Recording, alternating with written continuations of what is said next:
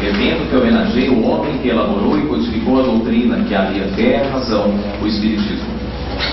Passados 149 anos do lançamento do Livro dos Espíritos, esta e as demais obras de Allan Kardec continuam a convidar o homem para sua renovação moral através da essência dos ensinamentos de Jesus. Para darmos início à apresentação de hoje, convidamos para a nossa mesa o diretor da Associação Espírita Célia Xavier, Marcos Aurélio Machado, e o palestrante da noite, Marcelo de Oliveira Orsini, da Fraternidade Espírita Irmão Lacos.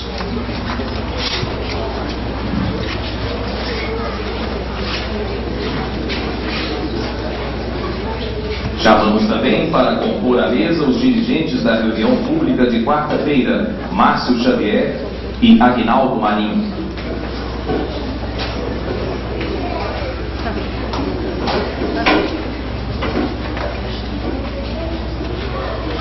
A título de prece, o coral Elza Xavier irá fazer uma apresentação. Devoção, letra e música de Renato.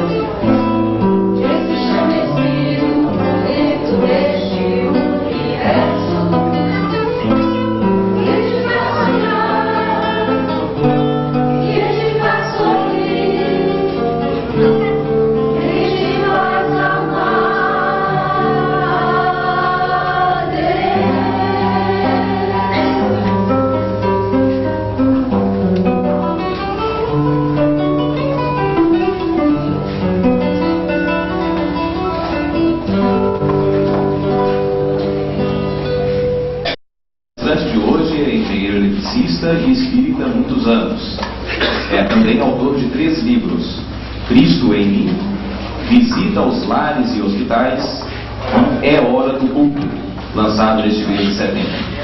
As obras já estão à venda na secretaria da Casa Licélia. E agora com vocês, Marcelo Orsini, com o tema Céu e Inferno. Queridos irmãos, muito boa noite a todos. Que a paz do Divino Amigo, ao Senhor, esteja sempre presente em nossas orações. Dá uma vontade de bater palma, né? Depois que o coral toca. Espírito é complicado, tem que tomar cuidado da vaidade, né? Não pode bater palma. Mas receberam as palmas silenciosas dos nossos corações, com certeza. E nós estamos aqui hoje por um motivo. É por causa do Kardec. Porque se não fosse o Kardec, nós não teríamos casas espíritas. Se não fosse o Kardec, a nossa doutrina não estaria completinha, prontinha, estruturada, codificada, nos desafiando ao conhecimento novo, à pesquisa de novos horizontes espirituais. Nós tivemos algumas fases de revelações para a humanidade terrestre, que os planos superiores, atendendo aos desígnios divinos, trouxeram à Terra.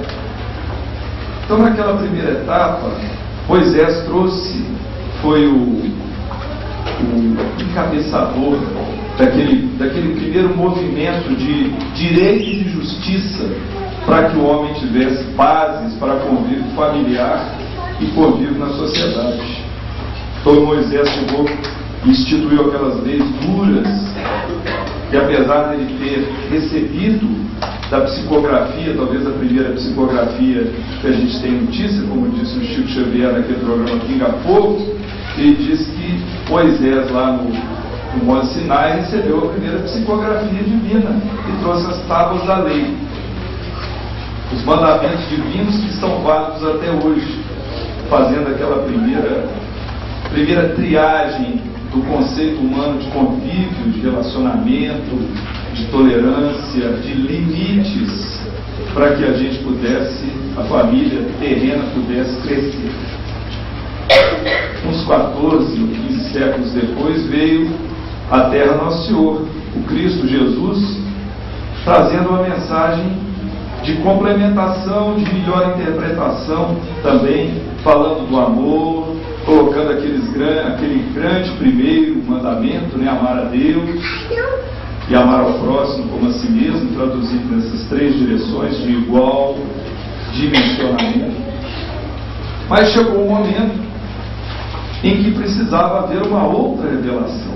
Nas 2 primeiras nós tivemos apenas uma personagem, que foi a personagem principal, Moisés, depois Jesus, e o próprio Kardec, quando vai falar sobre esse assunto, ele diz que essa terceira revelação, ela não foi provocada ou foi instituída por um espírito, por uma pessoa, por uma personagem, mas por dezenas de personagens, que foi exatamente a manifestação dos espíritos em vários países, em várias partes do globo, trazendo mensagens, provocando a humanidade com fenômenos de efeitos físicos, fenômenos materiais, mesas se levantando, rodando, girando, fazendo barulho. E o Kardec, até os 50 anos de idade, desconhecia esse assunto, chegando a afirmar que para ele, para uma mesa fazer isso por conta própria, ele teria que cortar a mesa e encontrar lá nervos, músculos, cérebro, senão ele não acreditava. Ele tinha mais de 50 anos quando foi chamado a primeira vez a presenciar esses fenômenos. Mas como ele era um cientista, um pedagogo, um homem com cérebro privilegiado e, naturalmente, um espírito missionário, porque essas coisas não acontecem só com a boa vontade das pessoas. Os planos superiores planejam aqueles que vêm à Terra com missões tão relevantes. E no nosso entendimento, apesar de que o Kardec não foi o médium através do qual se chegaram as mensagens, através do qual os espíritos superiores passaram as comunicações, ele foi apenas o observador, o analisador, aquele que anotou, que ordenou, que coordenou, que estimulou, que sacrificou a própria família. E os Espíritos avisaram ele. Está lá no Obras Póstumas. Se você quiser prosseguir, você vai sofrer com as pressões, com os inimigos, com o movimento contrário, a sua família vai sofrer, ou seja, vai ser uma atividade de sacrifício, de dedicação. Mesmo assim, ele topou. E a obra que ele fez é uma coisa espetacular. Espetacular. Porque o Kardec, ele publicou a primeira edição do Livro dos Espíritos com apenas 501 perguntas, em 1857, instituindo a doutrina espírita, e desencarnou em 1869, 12 anos depois, e deixou para nós o Pentateuco, que nós chamamos de Pentateuco kardecista, com livros volumosos, com muita coisa escrita e organizada, numa época que não tinha chip, nem computador, nem processador de texto. E nós ficamos imaginando como é que foi que ele fez para pegar aquelas psicografias e anotar, e juntar, estruturar e rever. Ele naturalmente parou de viver a vida pessoal dele para se dedicar. E por isso, apesar de que ele não era o médium, não era médium ostensivo, nós consideramos particularmente o Kardec como o médium da terceira revelação, porque foi por meio dele que a terceira revelação chegou à Terra. Ele foi o que estruturou, o que centralizou toda a informação para nós a respeito da doutrina que não era dele, era a doutrina dos Espíritos. E por isso o livro dos Espíritos, e não o livro do Espiritismo, o livro do Kardec, tendo ele criado nesse termo espírita, espiritismo, especialmente para a doutrina, porque os outros termos que existiam, como espiritualista e espiritualismo, isso tinha uma conotação muito mais ampla, muito mais genérica. Quando Kardec estruturou o livro dos Espíritos, ele dividiu as questões, os assuntos, na tábua das matérias, em 4 partes, colocando na primeira parte as causas primárias, ou seja, os elementos que ele iria estudar. Então ele colocou no capítulo 1 Deus, no capítulo 2 ele colocou os elementos gerais do universo, espírito e matéria. Então ele definiu os 3 elementos gerais do universo: Deus, espírito, matéria. Se não é espírito nem matéria, é Deus. Se não é Deus nem espírito, é matéria. Se não é Deus nem matéria, é espírito. Elementos distintos. Só que o Kardec observou também na obra, dizendo que a matéria é objeto de estudo das ciências humanas, a física, a química, etc. Então, vai estudar a matéria e as suas ramificações. Deus é insondável. A questão 14 do Livro dos Espíritos nos pede para que a gente não se perca no labirinto de querer estudar Deus. Então, se nós eliminamos Deus como objeto do estudo do Espiritismo e eliminamos a matéria, restou o estudo dos Espíritos. Então ele progride na obra organizando o estudo dos Espíritos. Ele seleciona o elemento a ser estudado na primeira parte, o mundo ou o universo em que esse elemento seria estudado, o mundo espírita ou o mundo dos espíritos. Depois, na terceira parte, ele fala das leis que deveriam ser aplicadas a esse elemento nesse meio que ele está se manifestando. E se não é estudo da matéria, porque para estudar a matéria nós teríamos que aplicar as leis da física, então ele colocou lá as leis morais, que são as leis que regem o espírito. E na última parte do Livro dos Espíritos, ele dedica as consequências de se aplicar ou não se aplicar essas leis. E chamou a parte de dar as esperanças e consolações. E dividiu em 2 grandes partes: as penas e gozos materiais, as penas e gozos futuros. Ou seja, o que acontece com aquele elemento espírito que está naquele meio, o mundo espírita, o mundo dos espíritos, que é a interação do mundo material com o mundo espiritual. O que acontece com esse elemento nesse meio, se ele aplicar ou não aplicar aquelas leis? Quais serão as consequências? Então a gente nota que o Kardec certamente estruturou a doutrina espírita como uma ciência acadêmica, como se ele fosse, como se fôssemos, por exemplo, estudar astronomia e nós definíssemos os elementos são os astros, os planetas, etc. O mundo, ou o universo, é o espaço sideral. As leis são as leis da astronomia, as leis físicas, da lei de gravitação, etc. E as consequências seriam a matemática de como esses corpos se manifestam no espaço. Então, com essa matemática, nós podemos prever o futuro. Os cientistas, os astrônomos, são capazes de dizer exatamente onde estará o planeta Marte no ano 2157, no dia 13 de agosto, às 9 horas da manhã. Eles colocam lá no computador a fórmula e apontam para onde que vai estar o planeta Marte. Igualmente, talvez com um pouco menos de precisão, porque ainda há muito a se fazer nesse campo, o Espírito, tendo aplicado as leis divinas, nós podemos já, com as informações da doutrina, deduzir onde o Espírito estará, provavelmente, ou muito certamente, porque o Espiritismo também se transformou numa ciência experimental. Quando se vai fazer experiências com a matéria, nós vamos para o laboratório. Quando nós vamos fazer experiência com os espíritos, nós vamos para onde? Para a reunião mediúnica, para as sessões onde esses elementos que o Kardec estava estudando se manifestam, se manifestaram, se manifestam até hoje. Já se manifestavam antes de alguma maneira, porque sempre houve mediunidade, sempre houve a interação entre uma dimensão espiritual incorpórea, imaterial, com a nossa dimensão corpórea. Portanto, nós vemos a capacidade intelectiva desse nosso codificador em fazer todas essas observações e trazer para nós essa estrutura doutrinária. Na primeira parte do Livro dos Espíritos, das causas primárias, aliás, nós vamos mudar a ordem. Kardec escreveu o Livro dos Espíritos em 1857. Em 1861, ele escreveu o Livro dos Médiuns, que corresponde à segunda parte do Livro dos Espíritos, a parte experimental.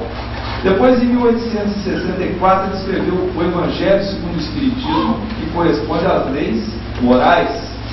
Em 1865, em agosto, ele escreveu o livro que nós vamos comentar alguma coisa hoje, O Céu e o Inferno, correspondendo à última parte do Livro dos Espíritos, das Esperanças e Consolações, ou seja, a justiça divina segundo o Espiritismo. O que acontece conosco se nós observarmos ou não as leis de Deus? E no ano de 1868, finalmente ele escreve a Gênese, reportando-se aos elementos gerais do universo. Hoje, então, nós ficamos de falar a respeito de O Céu e o Inferno, uma das obras mais interessantes da doutrina, muito pouco lida. Eu não vou pedir para levantar a mão quem já leu, porque eu poderia pedir quem vai estar a fim de ler no final da palestra. Eu pergunto, depois de tudo que eu expliquei, alguém aí está com intenção de ler? Eu tenho certeza que muita gente vai levantar a mão, porque é um tratado de mitologia. É um livro extremamente interessante, porque ele faz um exame comparado de doutrinas acerca do nosso futuro, como que outras doutrinas explicam o destino da alma e como que o Espiritismo o faz. Para a nossa satisfação, o Kardec estruturou as suas explicações, os seus ensinos, sempre baseado numa lógica que satisfaz a nossa inteligência. Então nós temos uma espécie de conforto quando a nossa inteligência é satisfeita, porque dessa forma a nossa fé, ela tem uma base muito mais firme. Quando nós raciocinamos e aceitamos, e as nossas dúvidas são dirimidas, porque nós satisfizemos os nossos anseios pela lógica, aí nós caminhamos para o lado dessa fé. Uma fé que não pode ser só emotiva, porque ela pode se transformar numa fé cega.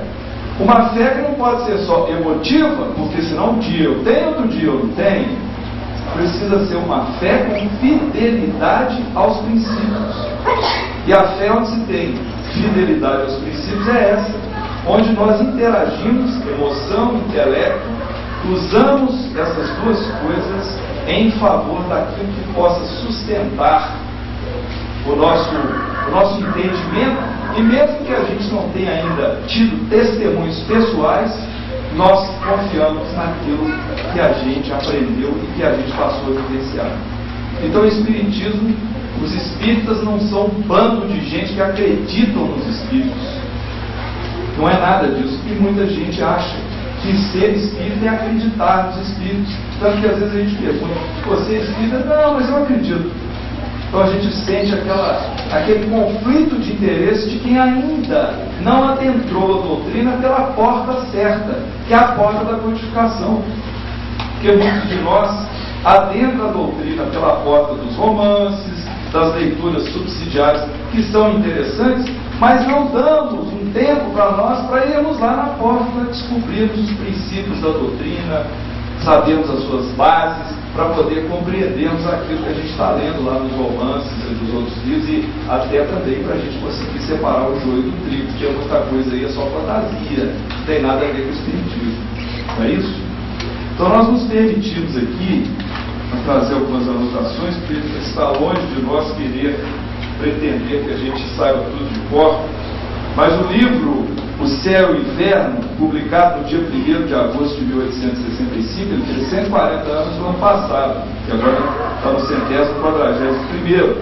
Ele traz aqui no seu início dizendo o seguinte: o exame comparado das doutrinas sobre a passagem da vida corporal à vida espiritual, sobre as penalidades e recompensas futuras, sobre os anjos e demônios, sobre as penas, etc., seguido de numerosos exemplos acerca da situação real da alma durante e depois da morte.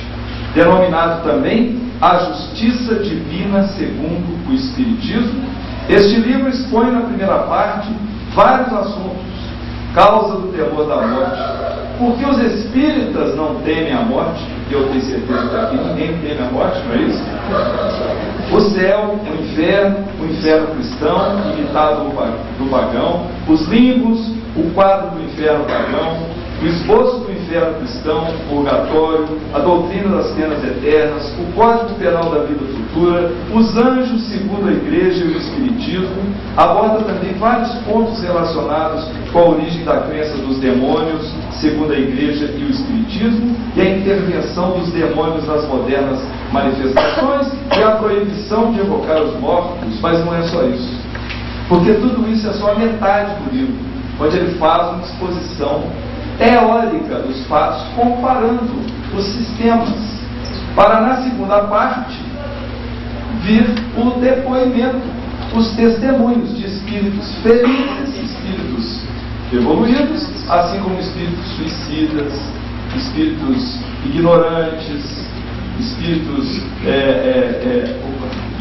atrasados, materializados, viciados, ou seja, é a parte prática do espiritismo, e é o que a gente tem a oportunidade de observar quando a gente tem a oportunidade, né, de participar das reuniões de educação e de tratamento espiritual, de educação mediúnica e de tratamento espiritual ou desobsessão, quando as entidades, né, os nossos irmãos desencarnados, manifestam muitas vezes em estado de perturbação, não sabem que se desencarnaram, ou ainda estão buscando prazeres materiais, ou vêm para agradecer o que já se trataram no plano espiritual, ou estão extremamente irados, querendo vingança, estão escravizados muitas vezes, são joguetes de espíritos involuídos que os escravizam no plano espiritual. Muitas vezes, assim que desencarnam,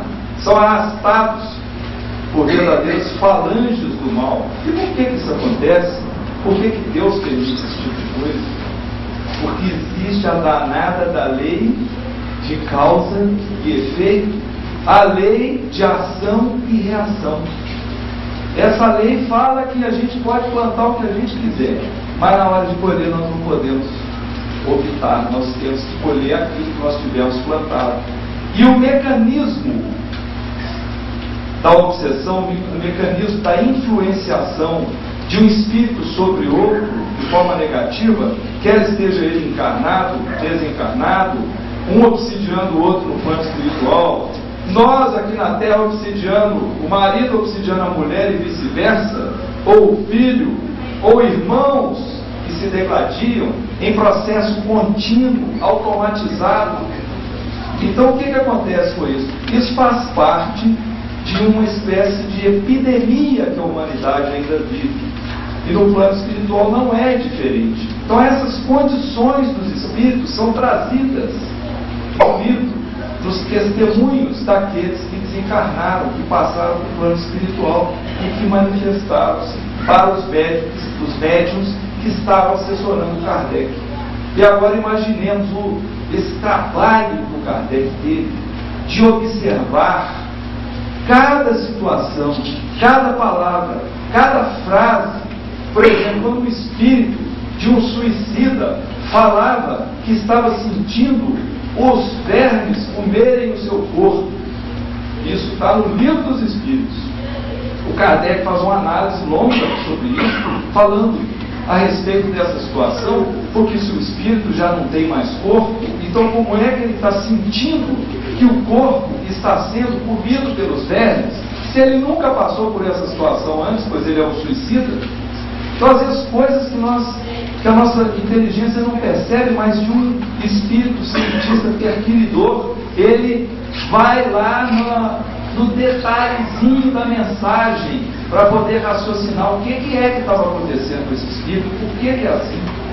E aí é que ele veio estruturando toda a doutrina para nós. Então a estrutura do livro dos Espíritos, vou pegar aqui mais uma folhinha, ela fala, eu falei a estrutura do céu e do inferno. Muito obrigado. Posso dividir já uma participação aqui com o meu amigo, assim, no livro dos Espíritos, uma pequena falha, ainda bem que eu estou com o meu ajudante aqui, os universitários, para nos ajudar. Mas então, uma das coisas interessantes que a gente aprende ao estudar o céu e o inferno é que aquele mecanismo de justiça divina que existia antes, ele acaba. Como é que era o mecanismo antigo de justiça divina? Era um Deus castigador, um Deus violento, um Deus cheio de emoções humanas, e Ele que decide o nosso futuro. Ele, Deus, Ele que chega e fala assim: minha irmã, a senhora vai ali, inferno. É isso? Você, a senhora vai no céu. Você é criança, vai para o limbo. Você, eu estou em dúvida, você vai para o purgatório. Sistemas criados por instituições religiosas nas interpretações bíblicas e, dependendo da época, os sacerdotes, os líderes da igreja instituída, achando lá os seus decretos e falando, é assim, é assado, e a humanidade aceitando aquilo e evoluindo com aquilo, dizendo, para si mesmo que os sistemas eram esses, sistemas estanques, nos quais nós, seres viventes, ao desencarnarmos, iríamos todos juntos chegarmos num ponto lá na frente, a gente não sabe quando, não é? E nesse momento Deus iria fazer o juízo final. Mas até lá a gente já tem que ficar esperando num desses locais. E o homem instituiu então aquilo que estava de acordo com a sua própria materialidade. Para idealizar o inferno, ele se pensou o fogo.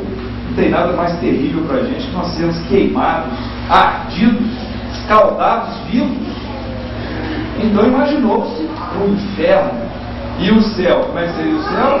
Eu fico à toa, não faço nada. Antigamente se confundia céu com ficar aposentado. Hoje a gente está aqui no Espiritismo, a gente aprende diferente. Nós temos um amigo que numa época lá na nossa empresa, até tem uma amiga minha ali que conhece ele muito bem, ele uma vez ele disse, ele perdeu a cabeça e falou assim, ai que vontade de dormir durante 10 anos e acordar aposentado. Porque tinha aquela ideia, né, que depois eu vou ficar à toa. Então esse céu descabido da ociosidade, onde não se faz nada, onde se vive em eterna contemplação e onde se torna, para o nosso senso de inteligência, uma coisa absurda. Porque se eu convivo com pessoas que eu amo, como é que eu poderia supor uma separação na qual eu e essa pessoa estaríamos em ambientes diferentes eternamente? E eu não teria oportunidade de ver, por exemplo, um filho, se eu estou no céu e meu filho foi para o inferno. Como é que eu vou resgatar meu filho? Não tem jeito. Eu amo, eu tenho pena, tenho compaixão e não posso fazer nada por ele. Como é que eu fico no céu tranquilo, tranquila, contemplando as coisas e não ligo para aqueles que eu amei? Meu espírito desliga os sentimentos? Então, a partir de um certo momento, a humanidade, e isso até é um pouco recente, em termos históricos, na história da humanidade, começou a pensar em evolução. Porque antigamente nada evoluía. Deus fez a criação e era tudo estanque. Depois chegou o Darwin, começou a falar da evolução das espécies. E outros cientistas, né, que apoiaram Darwin, foram contemporâneos com ele, por exemplo, nessa área biológica, adentraram nessa questão. A doutrina espírita veio trazer para nós também essa noção de que tudo evolui e que esses sistemas não são assim, que o homem não foi feito para ficar parado, aceitar a criação do jeito que ela é e ficar nessa morada que ele está eternamente.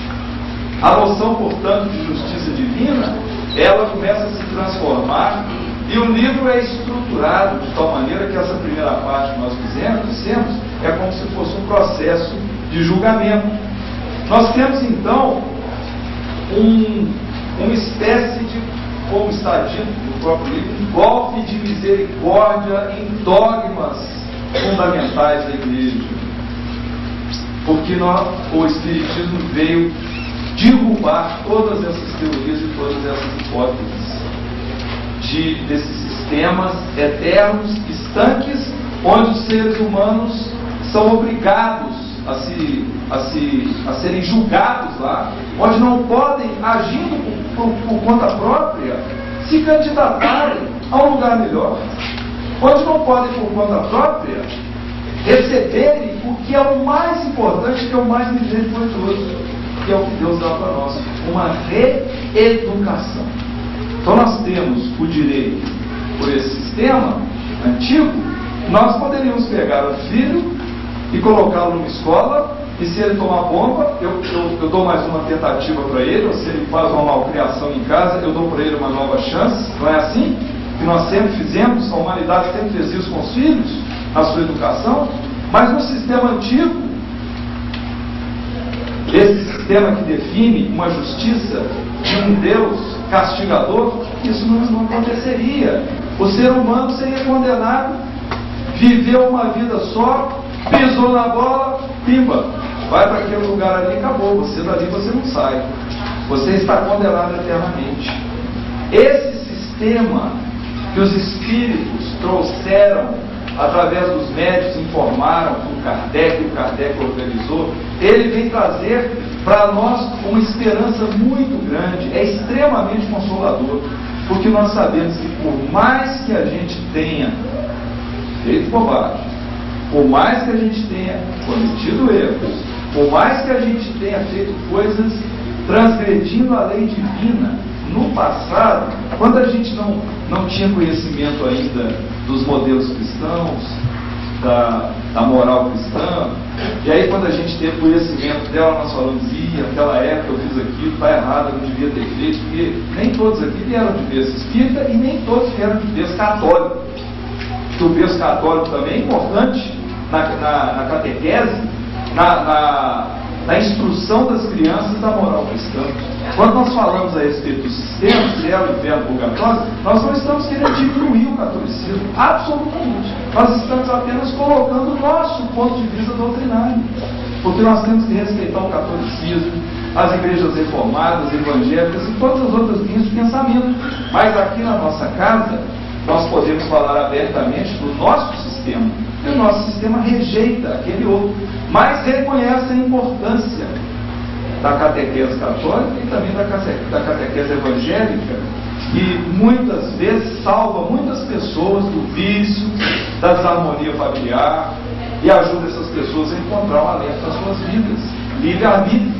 Nós, aqui no Espiritismo, vamos então encontrar, com base nessa instituição que o Kardec trouxe para nós, com esses conceitos que ele codificou, nós vamos encontrar, por uma ciência de comparação, um meio muito mais equilibrado, muito mais misericordioso de se estabelecer uma justiça divina que não é outra senão aquela mais coerente.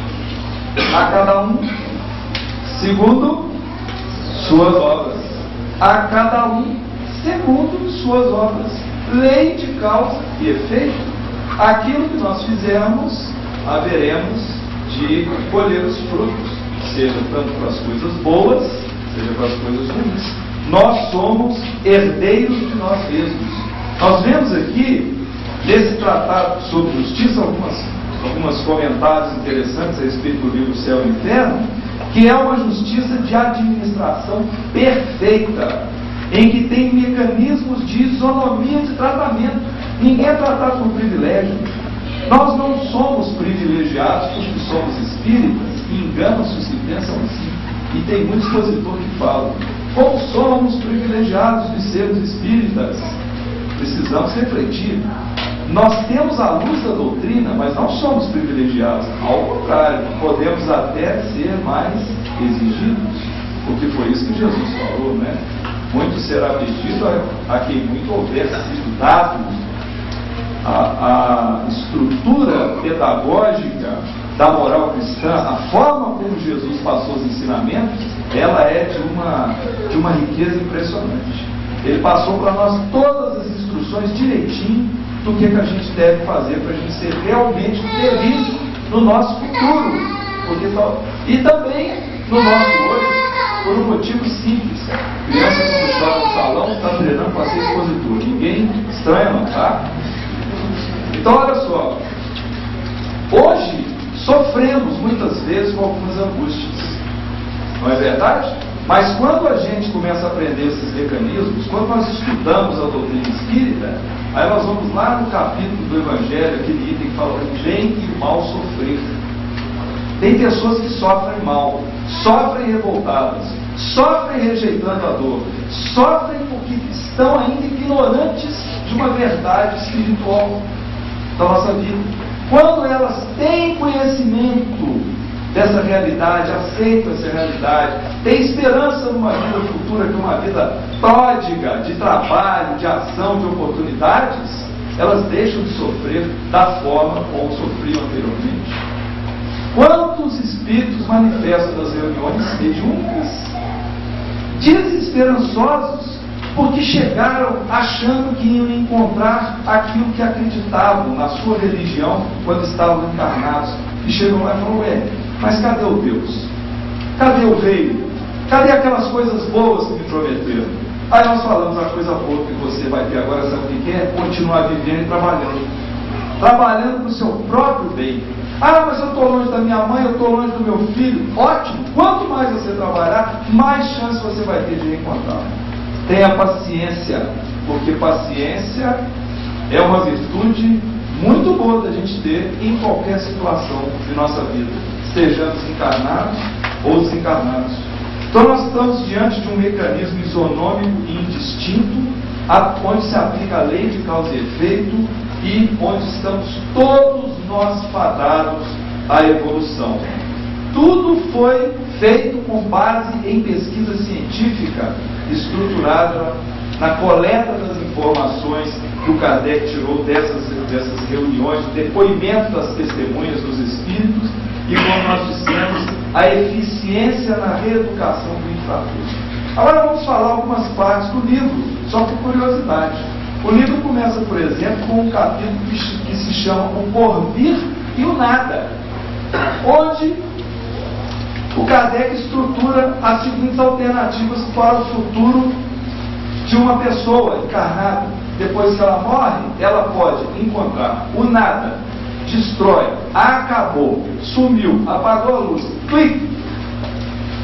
Ok? Essa é uma alternativa. A segunda, a absorção do todo universal, ou seja, a alma volta para a origem de onde ela veio, que era um todo. Então ela perde a sua individualidade, que é a mesma coisa de ser nada. É a gotinha que eu separei, vou lá e pingo ela no oceano. Acabou, ela sumiu, cadê a gotinha? Não tem gotinha, ela não tem individualidade, mas ela misturou ali, acabou. E a terceira alternativa, a individualidade da alma. Qual é a mais coerente? Para a justiça divina perfeita? Sem dúvida alguma, a individualidade da alma, porque uma alma individualizada, um espírito, a mônada espiritual individualizada, que é o princípio inteligente, que vem desde o mineral, porque esse piso aqui tem princípio inteligente, esse microfone aqui tem, esse papel também tem, só que ele está num outro estágio de desenvolvimento. O princípio inteligente que vem migrando do mineral, para o vegetal, para o animal, para o hominal, ele está aos poucos se individualizando, e quando ele chega no momento que ele alcança o reino hominal, o estágio hominal, ele está completamente individualizado. Aí ele passa a ter livre arbítrio, noção de Deus e conhecimento de si mesmo. E isso muda tudo. Ele passa a ser responsável pelas próprias ações, pelos próprios atos. Vamos pegar um bando de cachorrinhos, uma matilha, né, de cachorrinhos. Pode ser o público, que é bonitinho, que é branquinho. Vamos isolá-los aqui nessa sala, ou numa região aqui para eles conviverem, é isso? Vamos dar a eles toda a condição de saúde, de alimento, etc. E vamos voltar aqui daqui a 1 milhão de anos para ver se eles evoluíram. Eles não vão evoluir. Não evoluem. Porque no reino anterior ao nosso, para evoluir, precisa de um empurrãozinho. Precisa da espiritualidade superior manusear esse princípio inteligente, mexer nele de alguma maneira, transformá-lo, colocá-lo em outro patamar. Agora, quando nós alcançamos a nossa vez o racionalismo, racionalidade, melhor dizendo, estamos no reino nominal, aí não tem essa mãozinha não. Essa mãozinha é diferente. A mãozinha é só na intuição, no conselho, na prova, no resgate, porque nós temos que evoluir com as próprias pernas. Então, de uma certa forma, nós ganhamos livre-arbítrio, mas perdemos em felicidade, porque agora nós temos que construir a própria felicidade. E isso é uma diferença muito grande do nosso estágio dos anteriores. Então não tem sentido o nada depois da nossa morte física.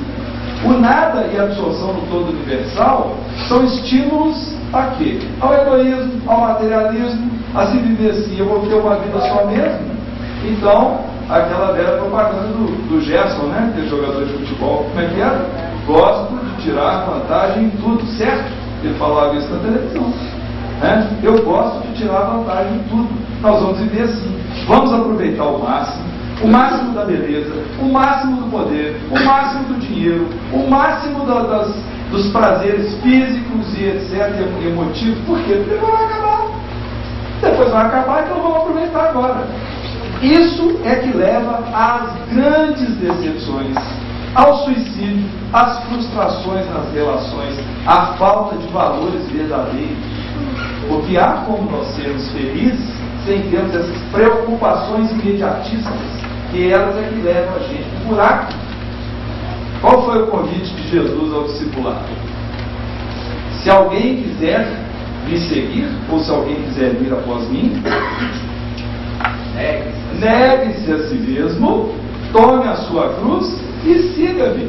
Ele pede para a gente seguir, ele obriga ninguém a seguir, mas ele sugere, negue-se, ou seja, destrua a sua personagem, a sua personalidade vaidosa, egoísta, orgulhosa, ambiciosa.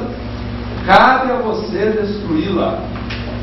Pastorino fala com sabedoria do Evangelho, que nós somos lâmpadas poderosíssimas, acesas. Vós sois a luz do mundo, não é isso? Mas estamos com a capa de barro desse tamanho. Qual que é a nossa missão? Limpar o barro para sair os raiozinhos de luz que nós temos dentro de nós da Assembleia Divina.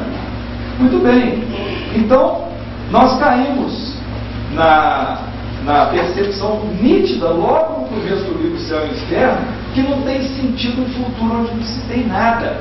É preciso se ter alguma coisa, é preciso se ter uma compensação, é preciso que nós sejamos responsáveis pelos nossos atos, porque senão como é que vai haver uma justiça perfeita? Quantas religiões existem aí no planeta que entendem que só pelo fato de uma criatura adentrar ao templo religioso e começar a frequentar e se dizer filho daquela religião, pronto, ele já está, o quê? Salvo. Já está salvo, o caminho dele no futuro já está salvo. Quantas religiões nos estimulam ao uso de amuletos, ao uso de crucifixos, ao uso de imagens, ao uso de meios externos, exteriores, para a gente apegar a nossa fé e acreditar que do lado de fora é que vai resolver os meus problemas, e desestimular que eu resolva primeiro do lado de dentro, que eu preciso resolver o meu íntimo.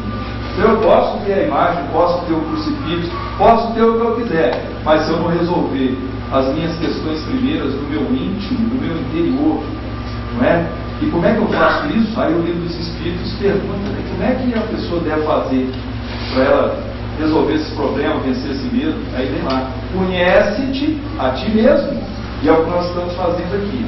Porque quando a gente vem estudar Evangelho, doutrina espírita, princípios da filosofia espiritualista, que é o Espiritismo, nós começamos a nos enxergar a nossa posição diante da vida, nossa posição no lar, nossa posição na via pública, quantos nós pegamos ainda, né, atirando latas pela janela do carro, jogando papel no chão, falando, o outro vai limpar. Um papelzinho, um espírita, começou a frequentar a casa espírita, ouviu isso aqui, não pode mais julgar. Papelzinho chiclete no chão, não, tem que furar o lixo. Porque se ele julgar, ele vai dizer, Deus sabia, mas eu fiz de bobo e esqueci. Mas caiu na fichinha espiritual dele. Ele sabia e fez. E aí vem a lei de causa e efeito. Pode ser que no futuro vão cair muitos papéis no nosso lixo para a gente limpar a nossa calçada. Uma vez nós comentamos, abrindo um tema aqui rapidinho, a respeito da questão do imposto de renda. Nossa mãe, nós fomos agredidos na saída da casa espírita. Porque nos pede a espiritualidade que nós atendamos às convenções humanas naquilo que fizer parte da lei humana, da lei civil. Nós não podemos achar que o sinal de trânsito está errado e saímos atravessando, né, fazendo acidentes por aí que nós achamos que está errado. Então, se existe uma regra para uma questão nossa contábil financeira, nós podemos, pelo livre-arbítrio, burlar isso. Podemos, claro, mas provavelmente estaremos nos candidatando a ter que pagar depois. Foi só isso que nós dissemos. E chegou na saída, um colega pegou, só faltou pegar pelo pescoço. Como é que você fala uma coisa dessa na casa espírita de imposto de renda? Isso é um absurdo. Quem que vem a gente... Aí ele pensou, né? A justificativa dele. Nós não estamos culpando nem falando nada, nós estamos seguindo a lógica da doutrina, que é o nosso papel. O expositor, ele não tem que falar de casos pessoais, ele precisa falar o que está escrito na doutrina espírita, é isso, então pronto, acabou, é isso aí. Quem quiser aceita, quem não quiser aceita. Não é verdade? É apenas um chamado ao nosso raciocínio, é um novo raciocínio. O João Batista, o que ele fazia? Pegava o cidadão, dava a cabeça dele na água e convidava ele ao arrependimento pela água, né? A reforma íntima, ele convidava a reforma moral, a reforma íntima, mas ele falava, tem um que vai vir depois de mim, esse eu não tenho condição nem de desatar as correias da sandália dele, que eu estou batizando com água, mas ele vai batizar com o Espírito Santo e com fogo. O João Batista, quando ele disse isso, ele quis dizer o seguinte: eu ainda estou no nível de exercício exterior, chamando atenção para uma reforma. molhando a sua cabeça para você lembrar, mas eu tenho que reformar, eu tenho que modificar, mas ainda está no externo. Agora o outro, ele vai mexendo lá no meu coração. Ele vai batizar com fogo, porque ele vai me ensinar a respeito de servir o próximo, a respeito de renunciar a mim mesmo, de eu ser mais abnegado. Ele vai falar da espiritualidade, vai falar do reino, que na verdade é o próximo estágio espiritual que nós vamos viver. O espírito veio evoluindo, parou aqui no nominal, não, ele tem que ir para o reino. Que reino que é esse? É o outro estágio. Eu não preciso mais encarnar em mundos atrasados como a Terra, eu não preciso vestir corpos materiais sujeitos a doenças, enfermidades, fome, é isso? Não, eu já estou livre disso. Ah, mas esse corpo me dá tanto prazer? Dá. Mas o descontrole desse prazer, que seja ele qual for, é que me mantém nesse estado espiritual. Porque o convite não é negar a si mesmo. Controle as emoções, controle as sensações, controle o seu intelecto. Não foi assim que Jesus fez lá nas 3 tentações? Que é o bom estudo para se fazer: primeira, segunda, terceira tentação, egoísmo, vaidade, orgulho. Depois pesquise para compreender que Jesus fez isso antes de começar a sua caminhada. Ele se submeteu no deserto, ou seja, no isolamento. Ele, com ele mesmo, vieram essas tentações chamando ele ao egoísmo, ao orgulho, à vaidade, e ele recusou intensamente. Não. Ele mostrou: eu sou o mestre, eu sou a autoridade, eu vim aqui para ensinar. Ele não era humilde, não? Era, claro que era, mas ele era humilde. Disseram para ele, aquele doutor da lei, aquele moço que falou assim: bom mestre. Ele respondeu: por que me chamas bom? Né? Bom é meu pai que está no céu, mas ele não achou ruim chamar de mestre. Preparado? Por quê? Ele era o mestre, ele é o mestre, ele é o governador espiritual do planeta Terra.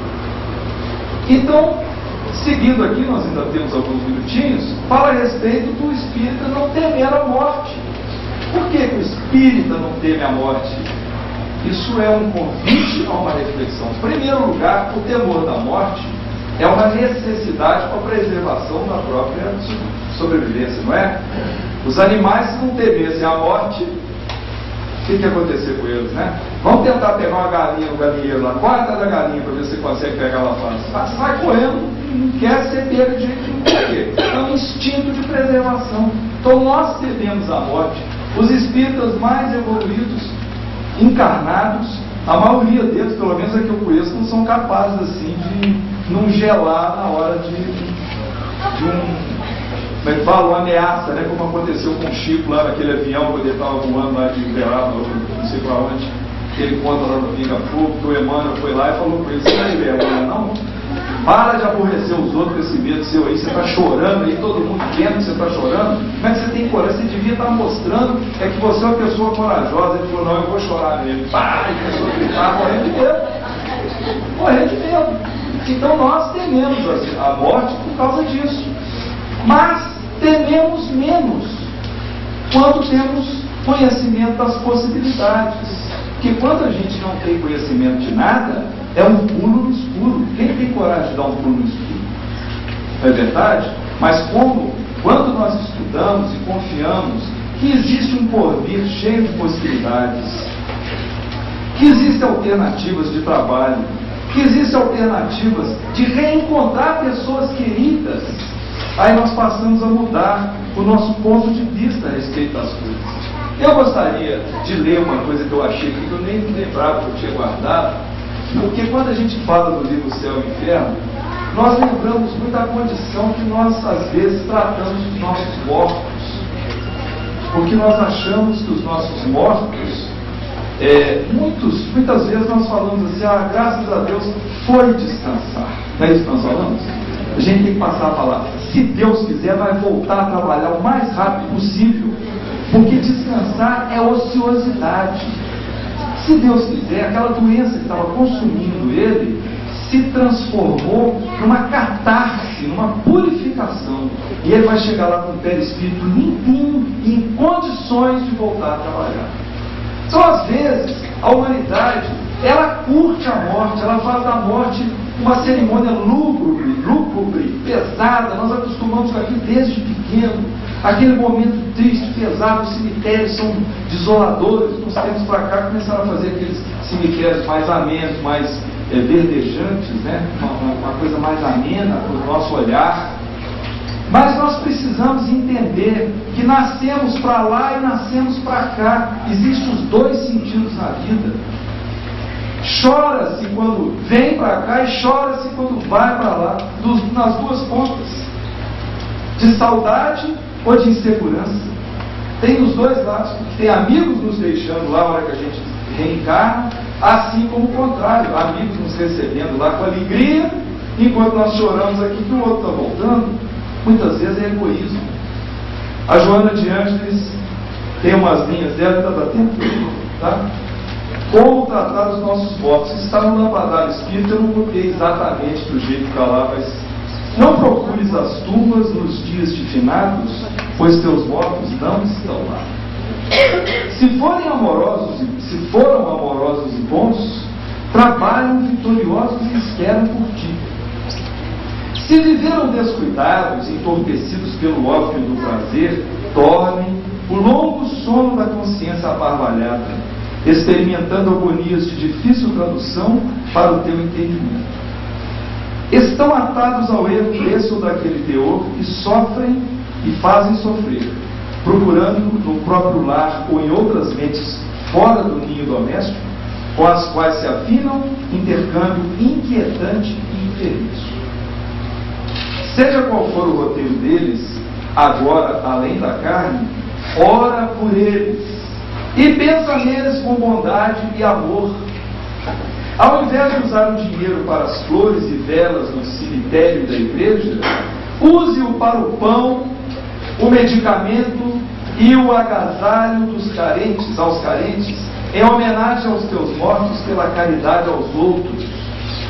O que fizeres em memória deles se transformará em lenitivo às suas aflições. Tira das gavetas e armários o que conserva como lembrança deles e passa adiante. É só um resumo que ela fala. Mas vem dar um baita de um puxão de orelha na gente, sacudir o nosso íntimo, quebrar os nossos paradigmas, porque a nossa cultura é assim, de preservação. A gente tem posse até dos mortos. A gente coloca os mortos lá no cemitério e nós vamos lá velar por eles como se eles estivessem lá. Ao passo que em qualquer lugar que nós estivermos no planeta, nós podemos satisfazê-los com a nossa prece, com a nossa boa vibração, com o nosso desejo de eles caminhem adiante, que eles não se preocupem conosco, que a gente vai se virar. É assim que o Espírito precisa fazer para praticar a caridade e o bem. Nós vamos encerrar a nossa exposição aqui, agradecendo a todos a caridade da atenção, e ficamos assim extremamente satisfeitos com a importância que esse grupo deu, não por nossa causa, mas pelo que nós percebemos aqui, a importância que o grupo deu para a Semana de Kardec, porque isso é para ser realmente para nós espíritas uma coisa muito séria, muito boa e muito gostosa da gente comemorar. Muita paz e boa noite para todos. Agradeço mais uma vez ao nosso irmão e desejo a todos vocês a paz de Deus, a paz de Cristo, que vocês possam deslocar para os seus lares muita paz. Que Jesus abençoe a todos. Até amanhã, se Deus quiser.